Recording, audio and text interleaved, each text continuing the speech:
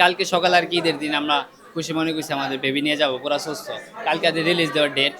রাত্রে আইসা আমি কোলে নিলাম, কি সুন্দর সুস্থ বাচ্চা। 3টা থেকে কান্না করতেছে। পরে আমি আসলাম, মায়ের ফোন দিল, বললাম আমাকে ভাবি কান্না করতেছে বাবু, আর বাবুর মার অবস্থা ভালো না, এরকম করতেছে। পরে আমি ভিতরে ভিতরে ওয়ার্ডে যাইলাম, কি কোনো নাচ নাই, কোনো সিস্টার কেউ পাই না। পরে আমি বাধ্য হয়ে গেট খুলে ভিতরে গেছি। যাওয়ার পরে দেখি একজনে পাইলাম। একজনে পাওয়ার পরে বললাম এই যে বাবু এরকম কান্না করতেছে, আপনারা দেখেন না। এ উল্টা আমার সাথে রিয়াক্ট নিতেছে। পরে আমি তো অবহেলিত, আমি আর কিছু বলি নাই, তাও আমি বলছি এখন জানছেন, এখন একটু যান দেখেন।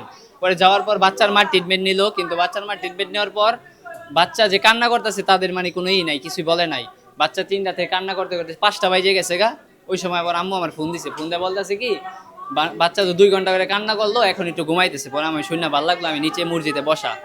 পরে আধা ঘন্টা পরে আবার ফোন দিছে, ফোন দিয়ে কান্না করে দিছে, কয় কি বাচ্চা অবস্থা ভালো না, আইসু তো নিতে হবো। আমি পরে দৌড়াই আইসা মাই দেখলাম গেটে খেয়ে নিছে, বাইক করেছে। আমি দৌড়াই আইসা 5 তলায় দৌড়াই লয়ে গেছি।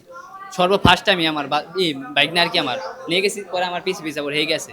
আমি আমার বাইক নিয়ে ঢুকাইলাম ভিতরে। পরে বললো যে বাইরে যায় বসো। পরে 5 মিনিট বসলাম। 5 মিনিট পর বলে কি আপনাদের বেবি তো আর নাই, বাইচা নাই। এরপরে ওয়ার্ডের থেকে একটার পর একটা বেবি যাইতেই আছে, যতটি বেবি গেছে একটা আর বেঁচে আসে নাই।